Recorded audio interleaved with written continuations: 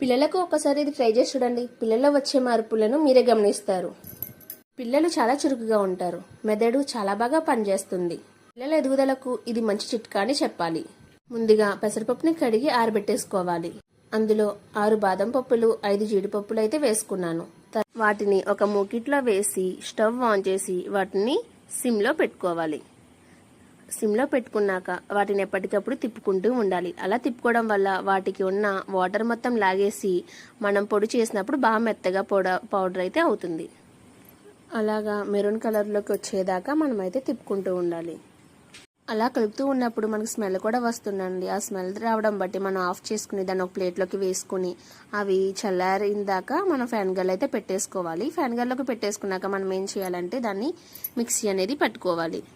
మిక్సీలో వేసుకునే ముందు ఆ మిక్సీలో అసలు చెమ్మ లేకుండా వాటర్ డ్రాప్ కూడా ఎక్కడా లేకుండా మనమైతే చూసుకోవాలండి. అలా ఉంటేనే మనకి పౌడర్ అనేది మెత్తగా పొడిలాడుతూ వస్తుంది. వాటర్ ఎక్కడైనా ఉందంటే అది మనకి గట్టి అనేది గట్టిపడిపోతుంది.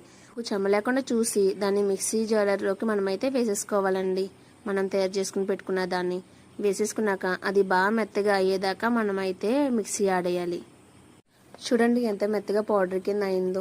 ఇలా పౌడర్ కింద అయ్యి చాలా మెత్తగా అయితే అయిపోవాలండి. మొరుము కింద ఉండకూడదు. ఎందుకంటే ఇది మనం చిన్నపిల్లలకి పెడతాం కదా, వాళ్ళు ఎక్కువ మొరుము కింద ఉన్న వాళ్ళైతే తినలేరు. కాబట్టి మనం బాగా మెత్తగా అయితే చేసేసుకుంటే, ఒక పౌడర్లా చేసేసుకుంటే దాన్ని వాళ్ళు తాగడానికి కూడా చాలా ఈజీగా ఉంటుంది. వాళ్ళు ఇష్టంగా కూడా తాగుతారు. ఇలా ఒకసారి ట్రై చేసి మీ పిల్లలకైతే పెట్టండి. అలా పెట్టినప్పుడు రోజుకి ఎంత అవసరం, ఒక్క స్పూన్ పెట్టండి చాలు. వాళ్ళు వచ్చే చేంజెస్ మీరే గమనిస్తారు. పిల్లలకి ఎలా ప్రిపేర్ చేసి పెట్టాలన్నది నెక్స్ట్ వీడియోలో మీకు అయితే అప్లోడ్ చేసేస్తాను. మా వీడియో లైక్ చేసి సబ్స్క్రైబ్ చేసుకోండి. Thank you.